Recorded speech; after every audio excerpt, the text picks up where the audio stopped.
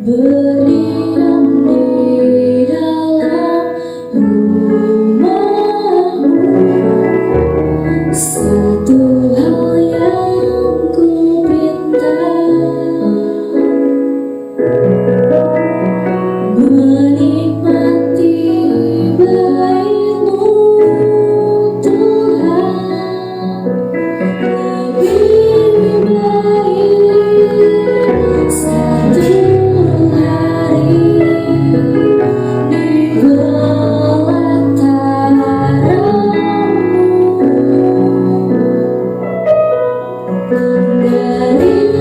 daripada 1000 hari di tempat memujimu, menyembahmu, Kaulah yang hidup,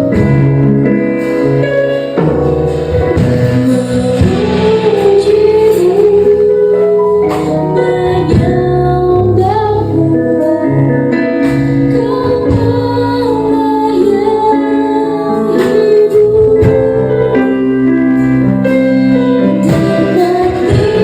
menikmati semua kemurahan.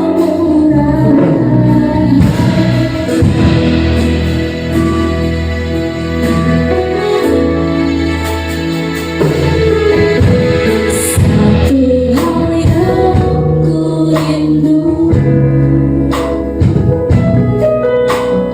berdiam di dalam rumahmu, satu hal yang ku minta,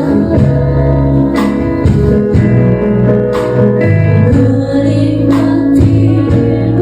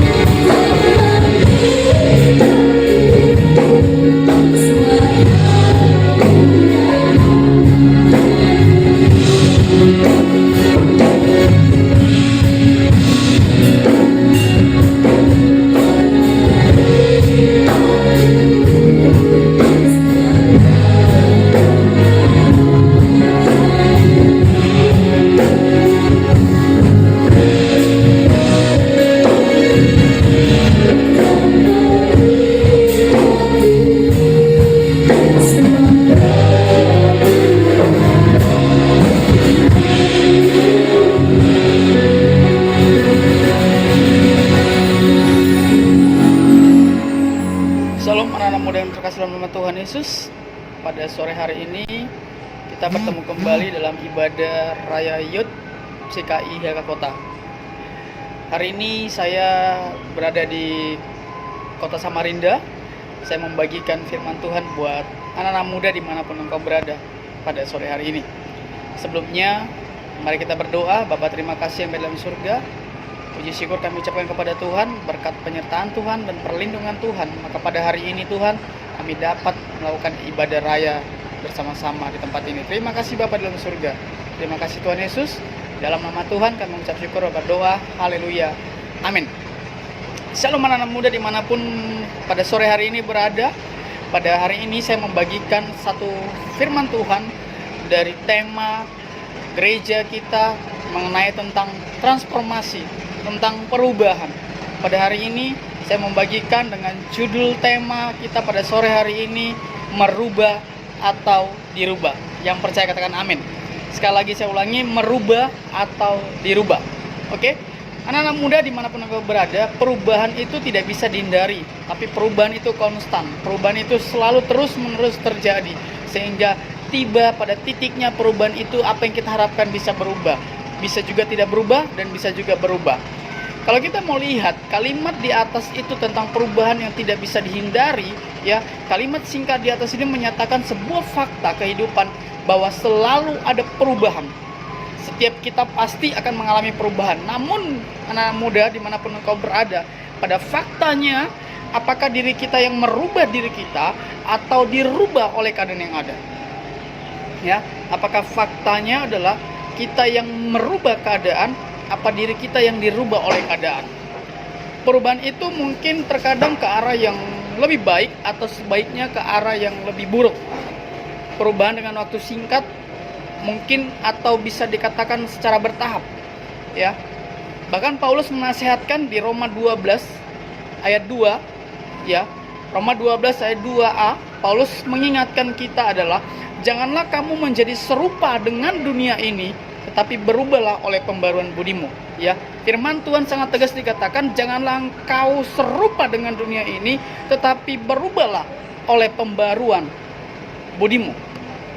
Ada pilihan yang dihadapkan kepada kita ketika kita menjadi serupa dengan dunia ini, atau mau untuk berubah sesuai dengan arahan kehendak Allah. Ada pilihan yang dihadapkan bagi kita ya adalah mau menjadi serupa dengan dunia ini atau mau untuk berubah sesuai dengan kehendak Allah. Kehidupan kekristenan juga anak muda menuntut yang namanya perubahan dalam seluruh aspek hidup kita. Ya, merubah seluruh aspek dalam hidup kita.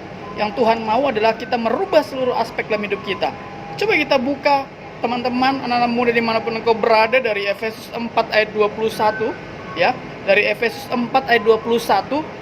Karena kamu telah mendengar tentang Dia dan menerima pengajaran di dalam Dia menurut kebenaran yang nyata dalam Yesus, yaitu bahwa kamu berhubung dengan kehidupan kamu yang dahulu harus menanggalkan manusia lama yang menemui kebinasaannya oleh nafsu yang menyesatkan, supaya saya dibarui dalam roh dan pikiran dan mengenakan manusia baru yang telah diciptakan menurut kehendak Allah di dalam kebenaran dan kekudusan yang sesungguhnya. Amin. Jadi menjadi serupa dengan Kristus itu adalah tujuan iman Kristen. Anak-anak muda, menjadi serupa dengan Kristus itu adalah tujuan iman Kristen. Setiap orang percaya pasti mengalami yang namanya pengudusan, yaitu karya Roh Kudus yang melibatkan diri orang percaya untuk melepaskan diri dari pencemaran dosa, untuk memulihkan gambar diri Allah yang rusak. Amin. Dengan bahasa sederhana yang kita mau sederhanakan, bisa dikatakan bahwa seseorang yang telah mendapatkan keselamatan melalui Yesus akan mengalami perubahan di dalam hidupnya. Orang itu akan terlibat di dalam proses pembentukan untuk menjadi serupa dengan Kristus. Bahkan Yesus akan terlibat dalam proses perubahan hidup kita. Supaya apa? Menjadi serupa dengan Kristus. Perubahan ini adalah satu keputusan. Ya, perubahan ini berbicara tentang sebuah keputusan untuk meninggalkan manusia lama, membawa kita kepada kebinasaan. Roh Kudus akan membawa kita semakin dibarui untuk mengenakan manusia yang baru. Inilah yang dinamakan proses yang akan dijalani setiap anak-anak Tuhan. Jika kita memegang iman dan percaya kita kepada Kristus, percaya saja, maka iman kita akan menuntun kita kepada pembaruan hidup kita. Garis bawahi sekali lagi, jika proses yang dialami setiap anak-anak Tuhan, jika memang iman percaya kita kepada Kristus, percayalah, maka iman kita akan menuntun kepada perubahan hidup kita. Yang percaya katakan amin. Jika kita mengaku percaya kepada Kristus tanpa adanya perubahan hidup, maka kita bisa mempertanyakan, adakah kita sungguh beriman kepada Tuhan Yesus?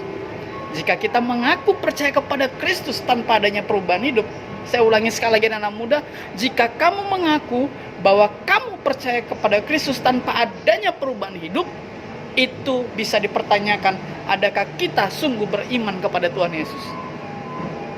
Amin.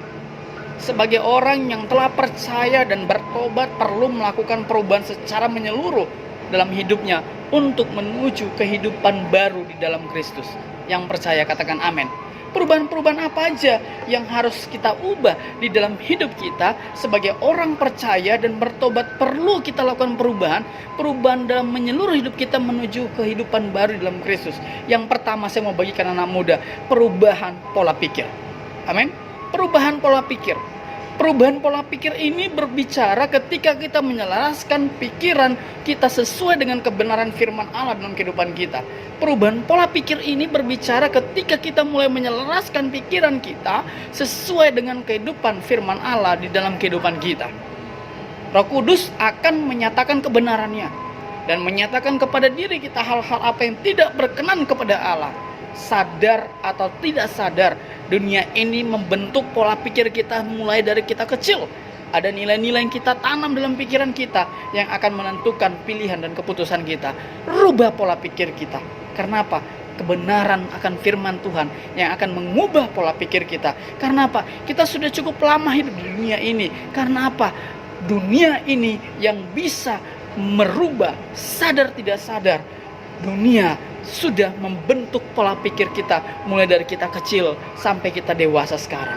Sehingga ketika pola pikir dunia yang terbesar dalam pikiran kita, maka Tuhan yang sama akan masuk kepada diri kita untuk bisa mengubahkan pola pikir kita. Yang percaya katakan amin. Poin kedua anak muda yang saya membagikan, perubahan apa yang harus kita rubah? Pola apa yang harus kita rubah dalam diri kita? Perubahan gaya hidup kita. Yang percaya katakan amin.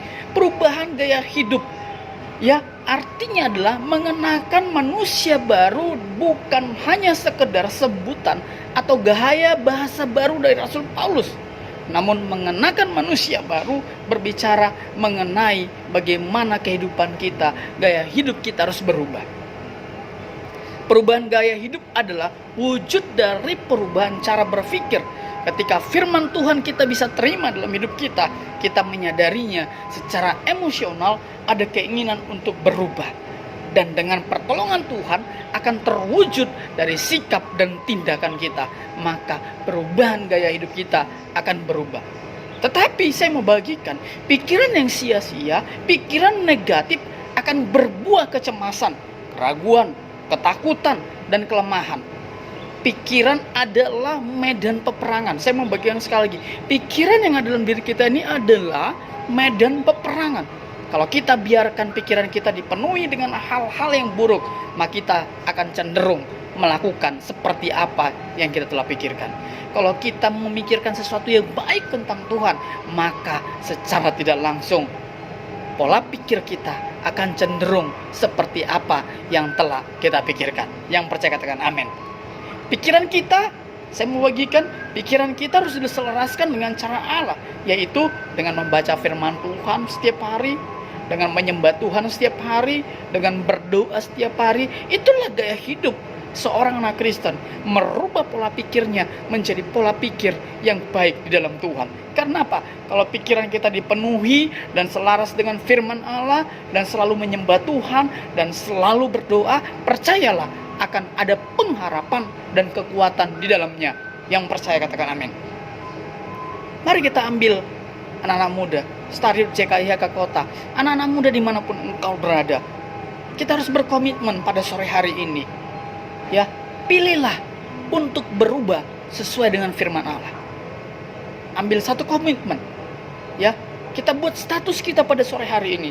Pilihlah untuk berubah sesuai dengan firman Allah yang membawa kesempurnaan kepada kehendak Tuhan dalam kehidupan kita, atau kita dirubah oleh pola dunia ini yang akan menuntun kita kepada kebinasaan. Ambil satu keputusan, saya mau berubah atau saya yang dirubah. Saya mau berubah di dalam Tuhan dan meninggalkan manusia lama, atau saya yang dirubah oleh dunia ini. Camkan baik-baik, anak-anak muda dimanapun kau berada, keputusan ada di tanganmu, merubah atau dirubah. Tuhan Yesus memberkati. Salam dahsyat Stariot JKI Yaga Kota. Mari kita berdoa. Terima kasih Tuhan. Terima kasih Bapa di surga. Terima kasih buat penyertaan, bahkan bimbingan Tuhan kepada kami anak-anak muda di tempat ini. Kami percaya Tuhan, anak-anak muda mau merubah dirinya untuk menjadi baik kepada Tuhan dan menanggalkan manusia lama dan mengenakan manusia baru. Terima kasih Bapa di surga. Di dalam nama Tuhan Yesus Kristus, setiap yang percaya bersama-sama katakan amin. Tuhan Yesus memberkati. Salam dahsyat. God bless you.